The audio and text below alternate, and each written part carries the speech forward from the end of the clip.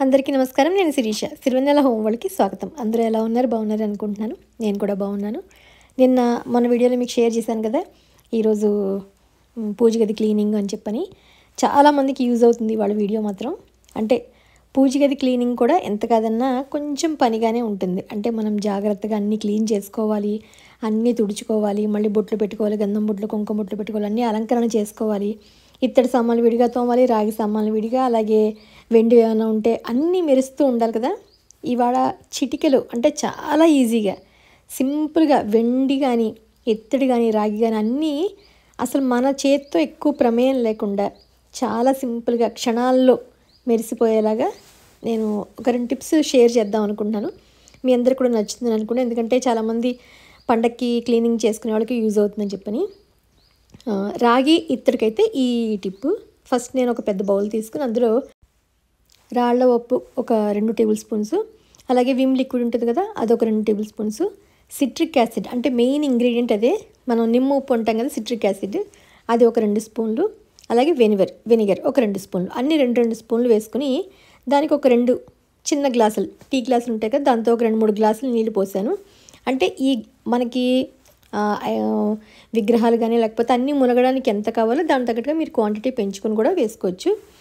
చిన్న చిన్న విగ్రహాలు ఉంటే కనుక ఈ మాత్రం సరిపోతుంది. అంత రాళ్ళు ఉప్పు అన్నీ మన విమ్ లిక్విడ్ అన్నీ కరిగేలాగా మొత్తం పెట్టి బాగా మిక్స్ చేసేసిన తర్వాత మనకి కొంచెం కిలం పట్టేసినవి అవి ఉంటాయి కదా, అంటే కొంచెం పూజ సామాన్లు అయితే కొంచెం నూనె అవి ఉంటాయి కాబట్టి ముందుగానే ఆ టిష్యూ తోటి నూనె కానీ ఒత్తులు కానీ తీసేసిన తర్వాత అప్పుడు మనం క్లీన్ చేసుకోవాలి.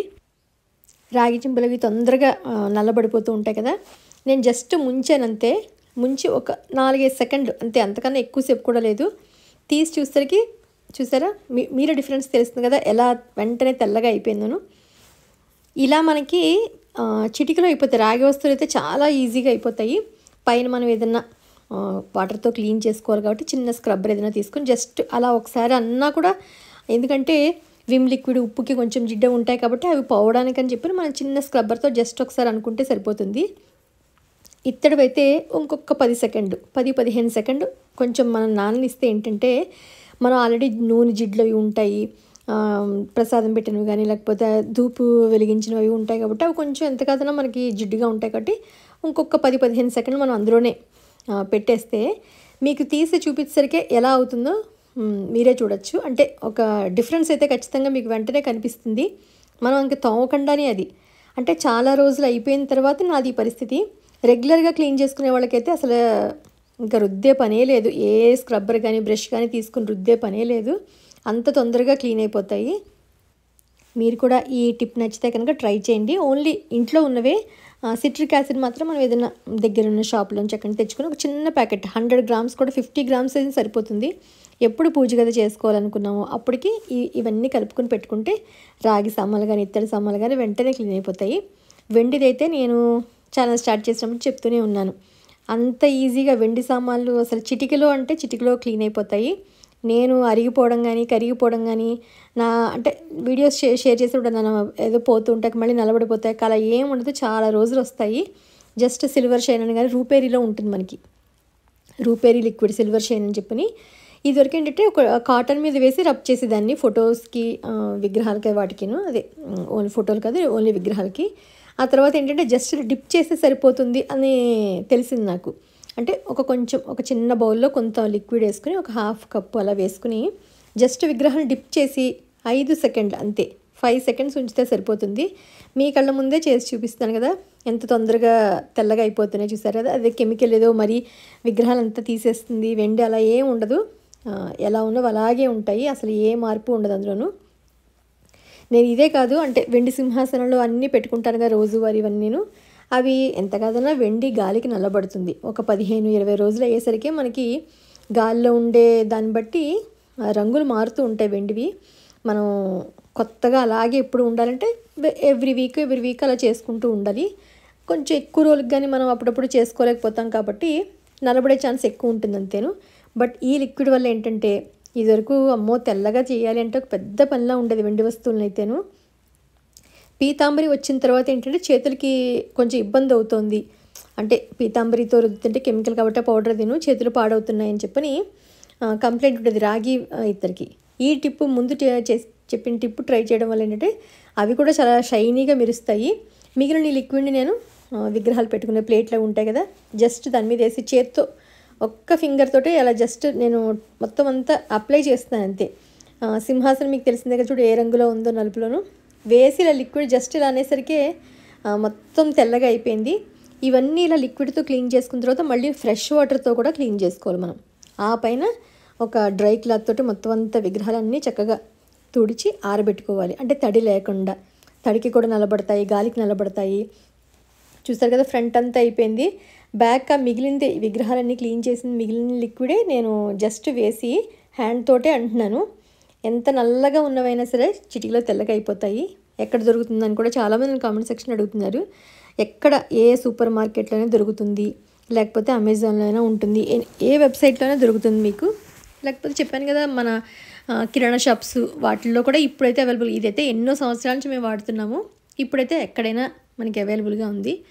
మీరు కూడా ట్రై చేయండి. వెండి వస్తువులు, ఇత్తడి, రాగికి అయితే ఈ లిక్విడ్లో అయితే బెస్ట్ సొల్యూషన్ చెప్పచ్చు. ఇలా జస్ట్ మనకి కిచెన్ క్లాత్ అది ఉంటుంది కదా, మామూలుగా కిచెన్ క్లీనింగ్ క్లాత్ కానీ లేకపోతే వైప్స్ అయినా ఉంటాయి మనకి, అవి తీసుకొని జస్ట్ వాటర్లో ఒకసారి డిప్ చేసి ఫోటోలన్నీ ఇలా క్లీన్ చేసేసుకోవచ్చు. ఎక్కువ తడి పెట్టేస్తే మళ్ళీ వుడ్ కాబట్టి పాడవుతుంది. అందుకని ఫోటో వరకు మాత్రమే ఆ బొట్లవి పోయేలాగా ఒకసారి క్లీన్ చేసేసుకుని అప్పుడు మనం గంధం బొట్టు, కుంకుమ బొట్టు పెట్టుకుంటాం కదా.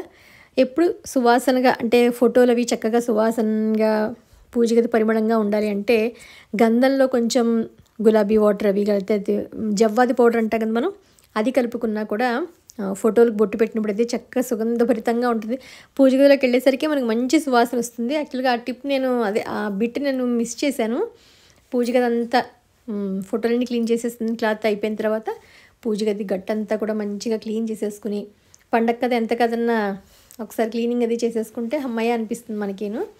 అంతా ఒకసారి క్లీన్ చేసేసుకుని చక్కగా తడతలా మెరుస్తున్న వాటన్నిటికీ గంధం బొట్టు, కుంకుమ బొట్టు పెట్టేసరికి ఎంతో కళగా ఉన్నట్టుగా అనిపిస్తుంది. పూజ గదికే కొత్త కళ వచ్చినట్టుగా ఉంటుంది. పండగ కళ అంటాం చూసారా మనం. అంటే పూజ గది బాగుందంటే ప్రశాంతంగా అనిపిస్తుంది మనసుకి, మనకి, అంత ఇంటికి కూడా ఏదో పాజిటివ్గా. మరి అంతమంది చక్కగా దేవుళ్ళని పెట్టామంటే మరి వాళ్ళకు కూడా స్నానం అది చేయించి మనం అలంకరణ అది చెయ్యాలి కదా. అందుకని అన్ని ఫోటోలకి ఈ రకంగా నేనైతే క్లీన్ చేసుకుని ఈరోజు పెట్టుకున్నాను. మళ్ళీ ఇవాళ రేపట్లో చేసుకోవచ్చు, ఎందుకంటే శుక్రవారం ఇంకా వైకుంఠ ఏకాదశి కదా. ఇంకా శని అది కుదిరితే శని అది అయినా చేసుకోవచ్చు, తప్పేం లేదు. ఎలాగో పండగ ఉంది కాబట్టి దానికన్నా ముందే చేసేసుకుంటే బెటర్ అని చెప్పని ఈరోజు అంతా హడావుడి పొద్దున్నుంచిను.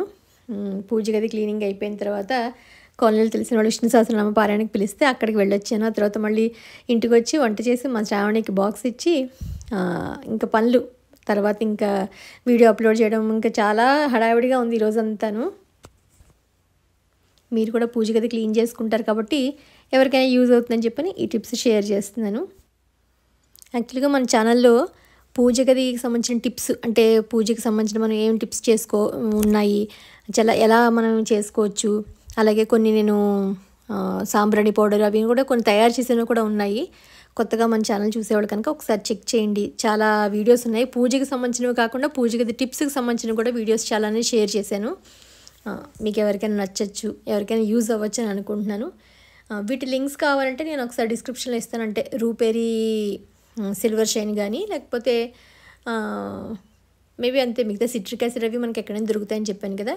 ఫైనల్గా అయితే పూజది ఇలా చేసుకున్నాను.